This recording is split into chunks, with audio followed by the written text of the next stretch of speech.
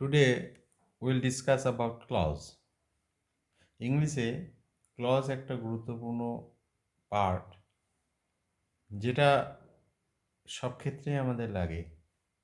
The clause part of a sentence, একটা সেন্টেন্সের বা একটা বাক্যের যে অংশ তাকে ক্লজ বলবো। ডেফিনিশন, সংজ্ঞা কাকে বলে?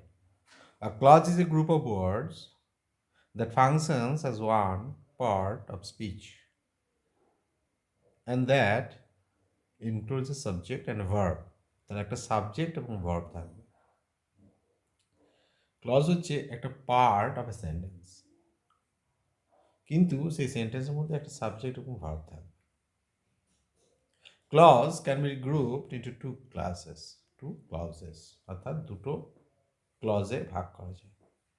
ইন্ডিপেন্ডেন্ট ক্লজ আর প্রিন্সিপাল ক্লজ আর মেন ক্লজ, অর্থাৎ যে কারোর উপর নির্ভরশীল নয় তাকে ইন্ডিপেন্ডেন্ট ক্লজ, স্বাধীন বা প্রিন্সিপাল বা প্রধান ক্লজ বা মেন ক্লজ বলে। আর একটা হচ্ছে ডিপেন্ডেন্ট ক্লজ আর সাবঅর্ডিনেট ক্লজ। তাহলে আমরা উদাহরণ দেখি, তো আমরা জানতে পারবো ডিপেন্ডেন্ট কি নির্ভরশীল।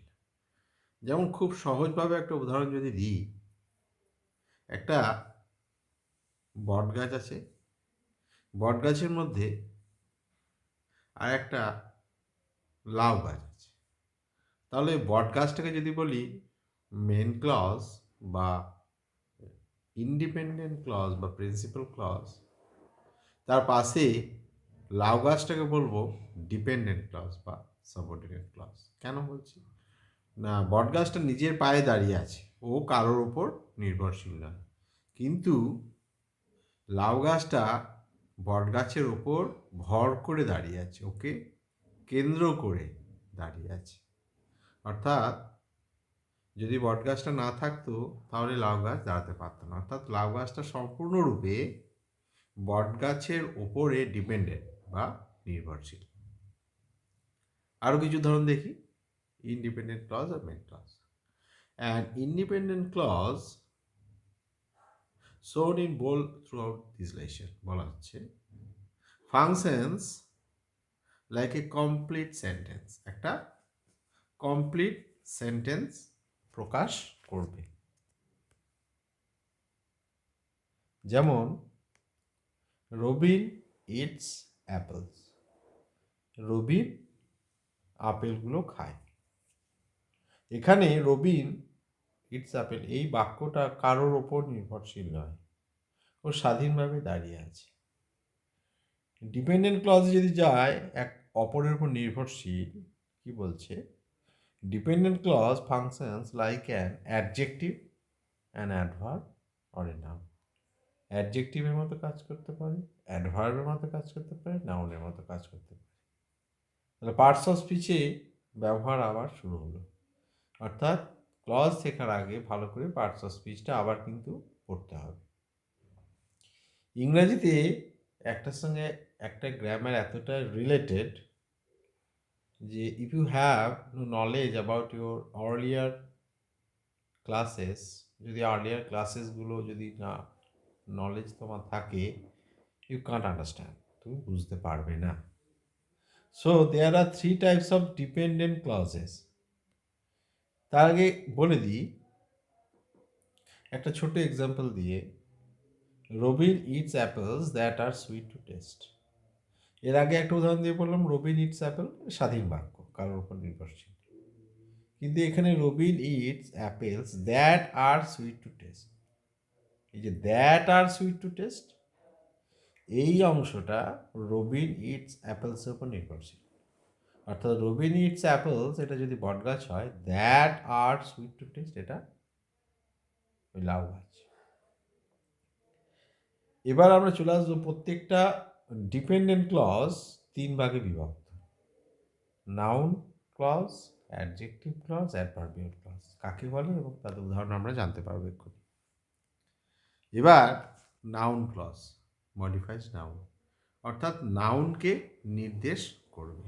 অ্যাডজেক্টিভ ক্লজ, যেমন কোনো অ্যাডজেক্টিভ কে নির্দেশ করবে, অ্যাডভার্বিয়াল ক্লজ অ্যাডভার্বকে নির্দেশ করবে। ছোট্ট করে বলতে গেলে হোয়েন, হাউ, হোয়ার, হোয়াই এই সমস্ত প্রশ্ন করে যে উত্তরটা পাবো তাটা তাদেরকে অ্যাডভার্বিয়াল ক্লজ বলবো। Noun clause, noun clause to identify whether a dependent clause is a noun clause. See if you can replace the clause with a pronoun he, she, it, them or noun. অর্থাৎ হি, C, ইট, them এগুলো noun নির্দেশ করছে, pronoun নির্দেশ করছে। তাহলে এদেরকে যে প্রশ্ন আমরা করব তার উত্তর যেটা পাবো সেটা noun clause.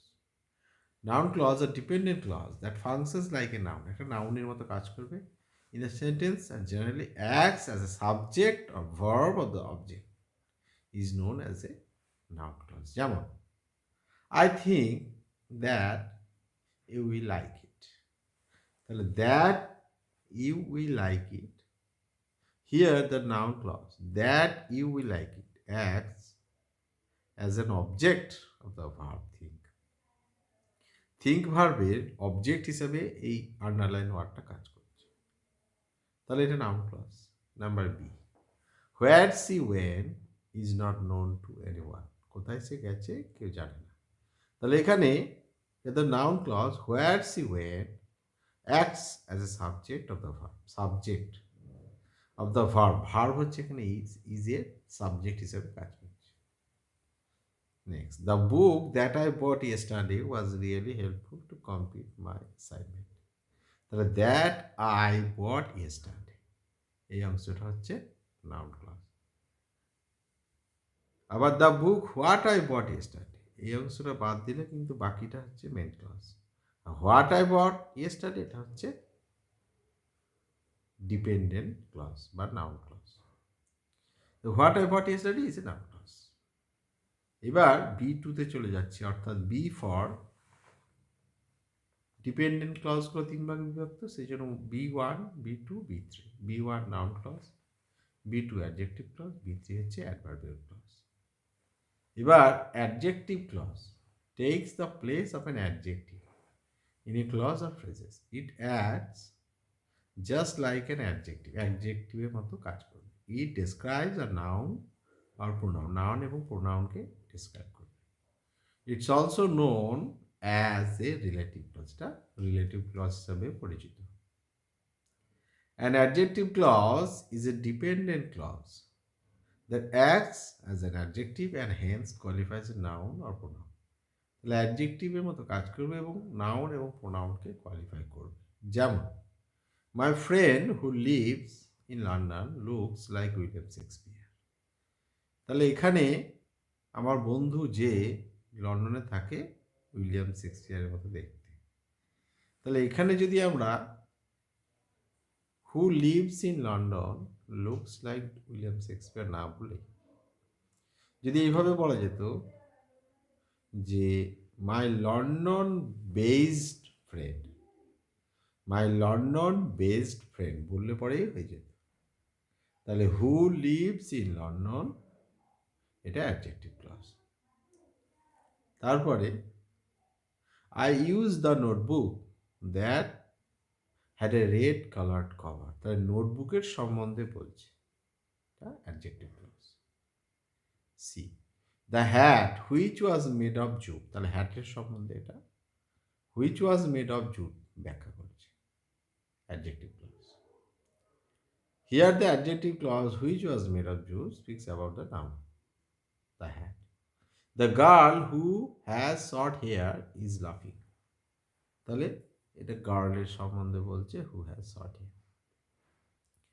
Tony whose dad is a doctor lives in next door. Tony সম্বন্ধে বলছে। The book which has the dragon of the cover is my favorite. তাহলে which থেকে cover পর্যন্ত adjective clause.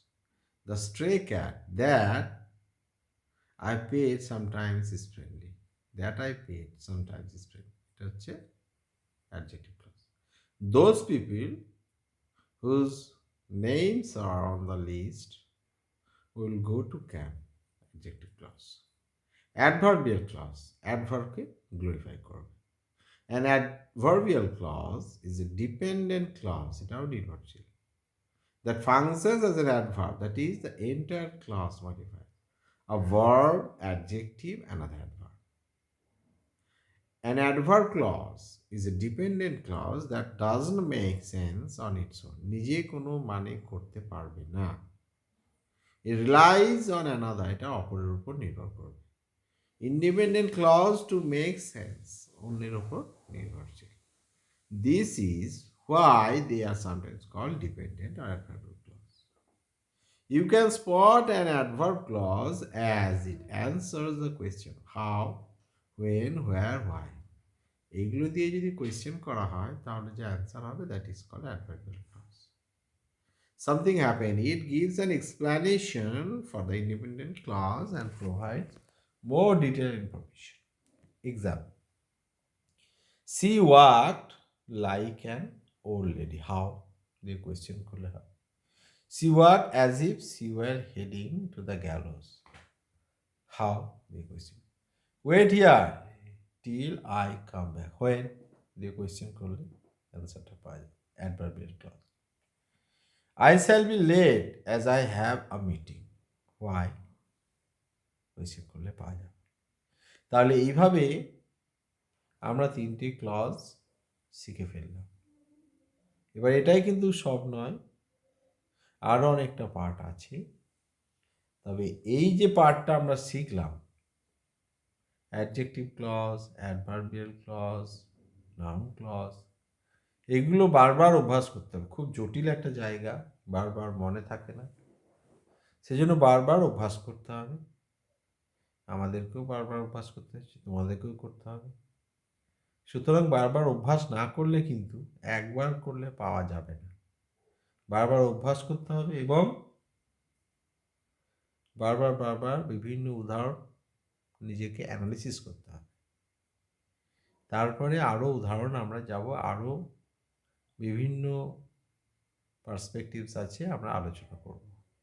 তোমাদের কেমন লাগালো জানাবে আমাকে, ফিডব্যাক করবে। আর কী ধরনের জানতে চাও আমাকে জানাবে।